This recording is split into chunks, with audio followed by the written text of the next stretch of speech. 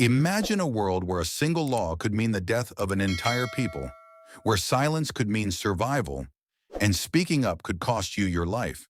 This isn't fiction. It happened nearly 2,500 years ago, in the heart of the Persian Empire. In the courtyard of a golden palace, a decree had been sealed. Every Jew, man, woman, and child, was sentenced to die.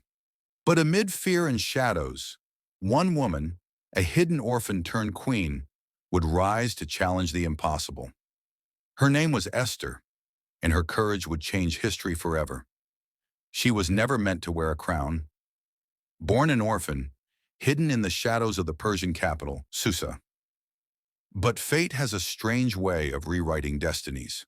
One decision, one secret, would place her inside the palace walls, where kings ruled and decrees decided who lived and who died. How does an orphan become queen? Why did a king, one of the most powerful men alive, sign a law to destroy her people? And what hidden plan could possibly save them? By the end of this story, you'll see why her courage is remembered as one of the most daring acts of survival in human history. Long before the decree of death was ever written, there was a girl, unknown, unseen, living quietly among exiles. Her name was Hadassah, an orphan, a child of a conquered people living in the shadows of the Persian Empire. After her parents' deaths, she was raised by her cousin, Mordecai, a humble Jewish man working near the palace gates. Mordecai was a man of quiet strength. He understood power and the danger of standing too close to it, so he taught her to listen, to observe, and above all, to hide.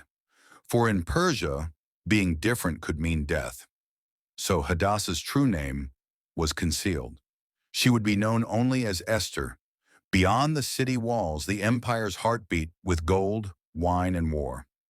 King Xerxes, the ruler of 127 provinces, had returned from defeat in Greece, humiliated but hungry to prove his power.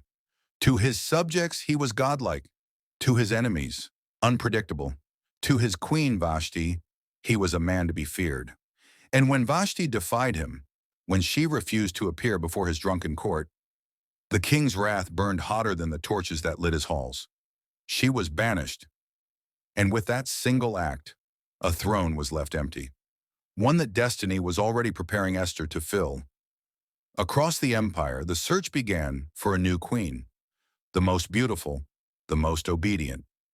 Esther, hidden among the exiles, never imagined her name would be called, but sometimes history doesn't choose the powerful. It chooses the quiet ones, the unseen ones, the ones who have nothing left to lose. These four lives, Esther, Mordecai, the king, and his ambitious new advisor, Haman, were about to collide, and the collision would shake an empire.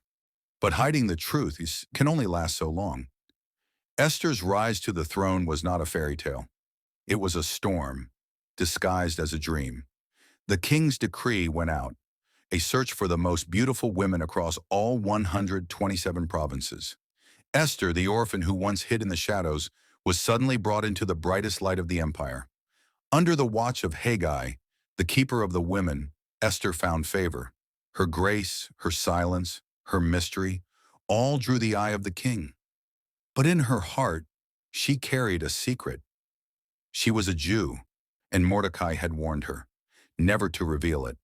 When the day came for the king to choose, he placed the royal crown upon her head. The girl who once had nothing was now queen of Persia. But power attracts darkness. Enter Haman, the king's newly promoted advisor, wealthy, ruthless, and drunk on authority. To Haman, respect was everything. He demanded it, he breathed it, and when one man, Mordecai, refused to bow before him, it pierced his pride like a dagger. From that moment, Haman vowed not only to destroy Mordecai, but to erase every Jew in the empire. He told the king that these people were dangerous, that they followed their own laws, that they did not obey the king's commands. And with a silver tongue and heavy purse, he bought permission to kill them all. On the 13th day of the 12th month, every Jew in every province was to be killed, young and old, women and children alike. Mordecai tore his clothes in mourning. News spread like wildfire. Esther, isolated in the palace, had no idea until a messenger brought word. And on one spring morning, every Jew in Persia woke to find a death sentence nailed to their city gates. Quick question: what would you do in Esther's place? Hide your identity to stay safe, or risk everything to save others? Drop your answer in the comments. I'll be watching. The empire trembled. From the deserts of Arabia to the mountains of Media, every province was thrown into mourning. Jewish families wept in the streets. Sackcloth replaced silk. Ashes stained the air. And in the shadows of Susa, one man, Mordecai, refused to be silent. He tore his clothes, covered himself in ashes, and cried out with a voice that echoed through the palace walls. News reached Esther, her cousin, her protector, now in mourning. She sent servants with clean garments to clothe him, but he refused. Instead, he sent a message that would change history. Do not think that you will escape in the king's house more than all the Jews. If you remain silent at this time, deliverance will arise from another place, but you and your father's house will perish. And then, the question that would burn into her soul forever. Who knows if you have come to the kingdom for such a time as this? She sat alone in her chamber. Silence, heavy as stone. One law stood between her and her people's salvation. No one could approach the king uninvited. To do so was death, unless he extended the golden scepter. Days passed. Her maids saw her neither eat nor sleep. And then she sent her answer to Mordecai, Go, gather all the Jews in Susa, and fast for me. Do not eat or drink for 3 days. Then I will go to the king, even though it is against the law. And if I perish, I perish. The investigation began in Esther's mind. Why was Haman so powerful? What did he truly want? And how could she expose him without being destroyed? She devised a plan, quiet, deliberate, and dangerous. She would invite the king and Haman to a banquet, not once, but twice. At the first banquet, the king asked, What is your request, Queen Esther? She smiled and said, If it pleases the king, let the king and Haman come to another banquet tomorrow, and I will answer then. Haman left that banquet drunk with pride. He boasted to his friends and wife, No one but me was invited to dine with the queen. But his joy turned to rage when he saw Mordecai again, standing tall, refusing to bow. His wife and counselors whispered, Build a gallows, 50 cubits high, and hang him there. And Haman agreed. While the empire slept, Esther prayed. Tomorrow her secret and Haman's would be revealed.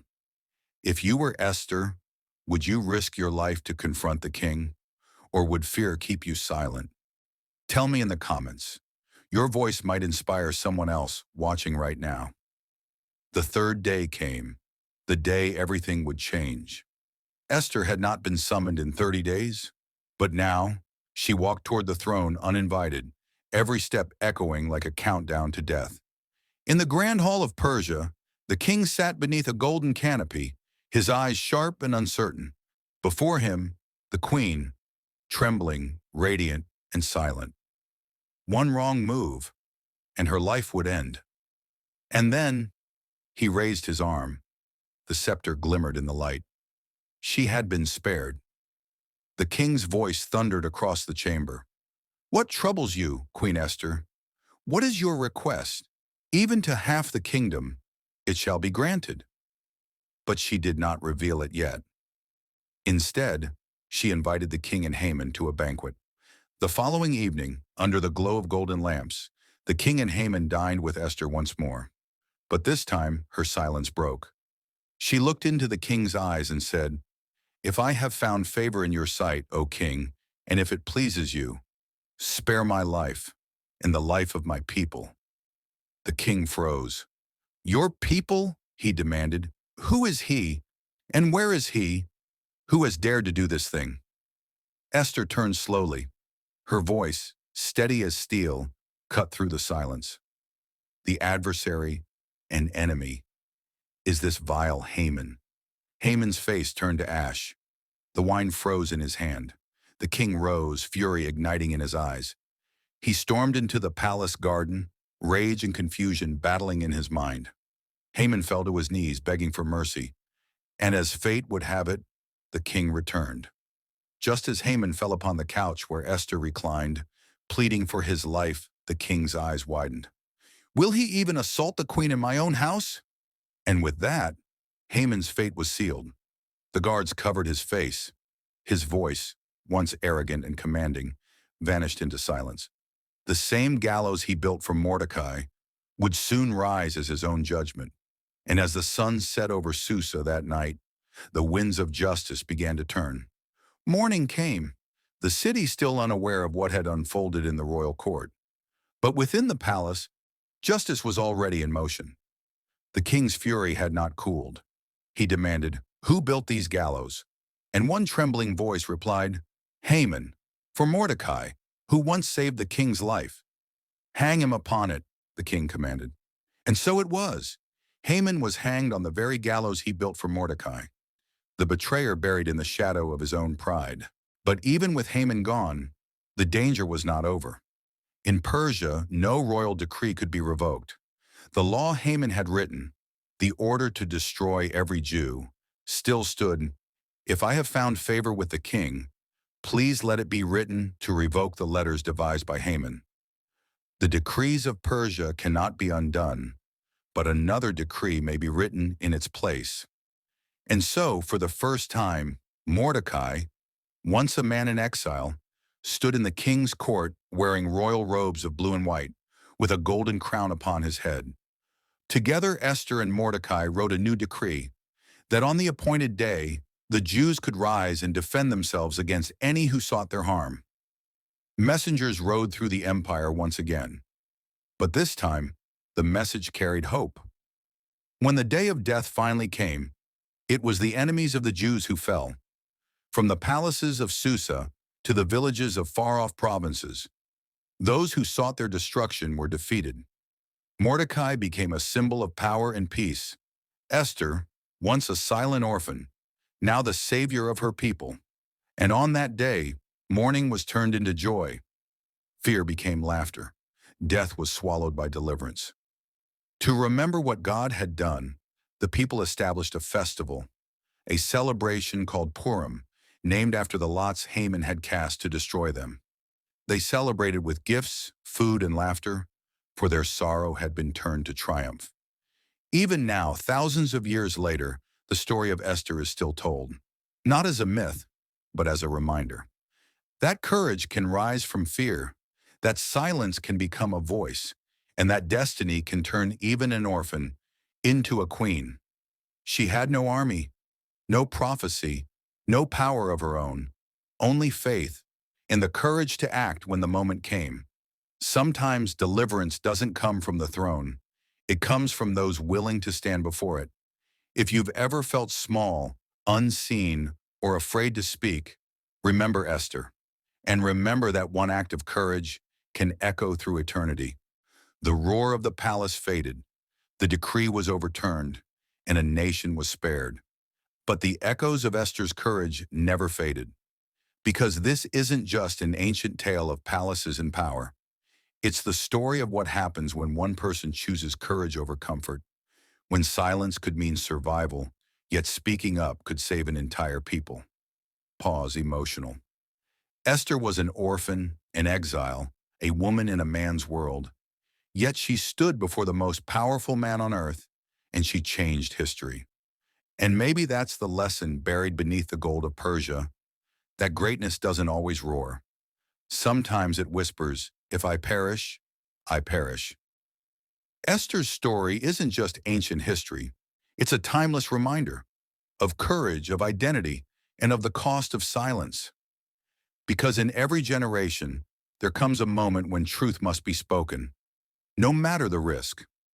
So tell me, was Esther's silence at first a wise strategy, or was it dangerous hesitation? If you were in her place, would you have risked everything to speak up? One act of courage saved a people. One decision altered destiny. And one woman, forgotten by the world, became a legend written in eternity. And if you think Esther's gamble was shocking, wait until you hear about another ancient queen whose revenge shook an empire. Subscribe to Chronicles of Eden, because history has more secrets than you think.